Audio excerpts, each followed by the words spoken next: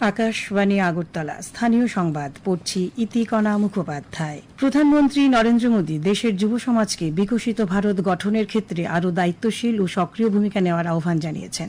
গতকাল ভিডিও কনফারেন্সের মাধ্যমে ১৯তম রোজগার মেলায় ভাষণ দিতে গিয়ে প্রধানমন্ত্রী বলেন, দেশের কর্মযোগীদের উপর জনগণের আস্থা রয়েছে এবং নিষ্ঠা, সঠিক আচরণ ও দায়িত্ববোধের মাধ্যমে সেই আস্থা আরও শক্তিশালী করা তাঁদের কর্তব্য। তিনি উল্লেখ করেন, বিশ্বের বিভিন্ন দেশ ভারতের উন্নয়ন যাত্রার অংশীদার হতে আগ্রহী। যুবকদের জন্য কর্মসংস্থান, সুযোগ ও আন্তর্জাতিক অভিজ্ঞতা তৈরি করতে ভারত নানা দেশের সঙ্গে অংশীদারিত্ব গড়ে তুলছে এবং বিশ্বে একটি নির্ভরযোগ্য সাপ্লাই চেইন পার্টনার হিসেবে উঠে আসছে বলেন প্রধানমন্ত্রী। ত্রিপুরায় সরকারি ডিগ্রি কলেজগুলিতে স্নাতক পাঠ্যক্রমে চলতি শিক্ষাবর্ষে প্রথম বর্ষে ভর্তি প্রক্রিয়া আগামী ২৯শে মে থেকে শুরু হচ্ছে। ওই দিন থেকে উচ্চশিক্ষা দপ্তরের সামর্থ্য পোর্টালের মাধ্যমে অনলাইনে আবেদন গ্রহণ শুরু হবে। আবেদন গ্রহণের শেষ তারিখ ৭ই জুন রাত ১২টা পর্যন্ত। প্রথম রাউন্ডে ভর্তির জন্য মেধা তালিকা প্রকাশ করা হবে ১৯শে জুন। প্রথম রাউন্ডের মেধা তালিকার ভিত্তিতে ছাত্র ভর্তি করা হবে ২২শে এবং ২৩শে জুন। দ্বিতীয় রাউন্ডের মেধা তালিকা প্রকাশ করা হবে ২৪শে জুন। এর ভিত্তিতে ছাত্র ভর্তি করা হবে ২৫ থেকে ২৯ জুন পর্যন্ত।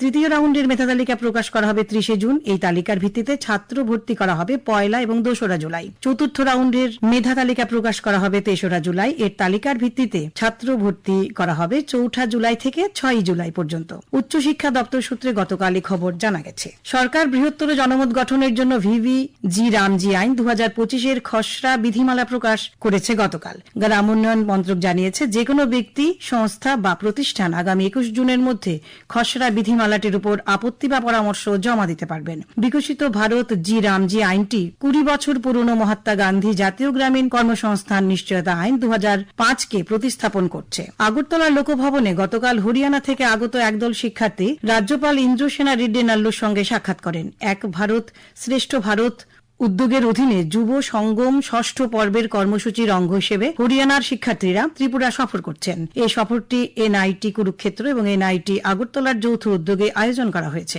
রাজ্যপাল তাদের ত্রিপুরার সমৃদ্ধ সংস্কৃতি, ঐতিহ্যকে উপলব্ধি করতে উৎসাহিত করেন।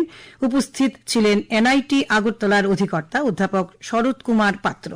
টিএসআর এর সামাজিক কল্যাণ কর্মসূচি অনুযায়ী বাহিনীর ১০ম ব্যাটালিয়নের উদ্যোগে গতকাল মান্দাইয়ের এনইসি কলোনি স্কুল মাঠে স্বাস্থ্য শিবির অনুষ্ঠিত হয়। শিবিরে আশিগড় এনইসি কলোনি এবং তুইপাথর এলাকার ১৮৩ জন গ্রামবাসী চিকিৎসা পরিষেবা গ্রহণ করেন। তাদের স্বাস্থ্য পরীক্ষার পর বিনামূল্যে ওষুধ প্রদান করা হয়। এলাকার দরিদ্র পরিবার, স্কুল পড়ুয়াদের মধ্যে মশারি ও পাঠ্য সামগ্রী বিতরণ করা হয়। সেই সঙ্গে স্থানীয় যুবকদের হাতে একটি ফুটবল ও জল পরিশোধকও তুলে দেওয়া হয়। অনুষ্ঠানে বাল্যবিবাহের বিরুদ্ধে এবং সড়ক দুর্ঘটনা প্রতিরোধে সচেতনতামূলক আলোচনা করা হয়। আসাম রাইফেলসের উদ্যোগে গতকাল আগরতলা গ্যারিসনে যোগব্যায়াম ও মানসিক স্বাস্থ্য সচেতনতা কর্মসূচি অনুষ্ঠিত হয়। সেনা সদস্যদের শারীরিক সক্ষমতা, মানসিক সুস্থতা এবং চাপ মোকাবিলার দক্ষতা বাড়ানোর লক্ষ্যে এই কর্মসূচির আয়োজন করা হয়। এতে যোগব্যায়াম, শ্বাস প্রশ্বাসের অনুশীলন এবং মানসিক দৃঢ়তা ও সুস্থ জীবনযাপনের গুরুত্ব নিয়ে সচেতনতামূলক আলোচনা অনুষ্ঠিত হয়। ভারত সরকারের জনজাতি বিষয়ক মন্ত্রকের জনভাগিদারি কর্মসূচির অন্তর্গত সবসে দূর সবসে পেহলে এই ভাবনায় জনজাতীয় গরিমা উৎসব ঊনকোটি জেলাতেও পালিত হচ্ছে। এই উপলক্ষে ঊনকোটি জেলার গৌরনগর ব্লকের অন্তর্গত দেউরাছড়া এডিসি ভিলেজ কমিটির কার্যালয় প্রাঙ্গণে গতকাল প্রশাসনিক ও স্বাস্থ্য শিবির অনুষ্ঠিত হয়। গোমতী জেলার কিল্লা ব্লক ও করবুক ব্লকের বিভিন্ন এডিসি ভিলেজ এলাকায় পৃথক পৃথকভাবে জনভাগিদারি শিবির অনুষ্ঠিত হয়।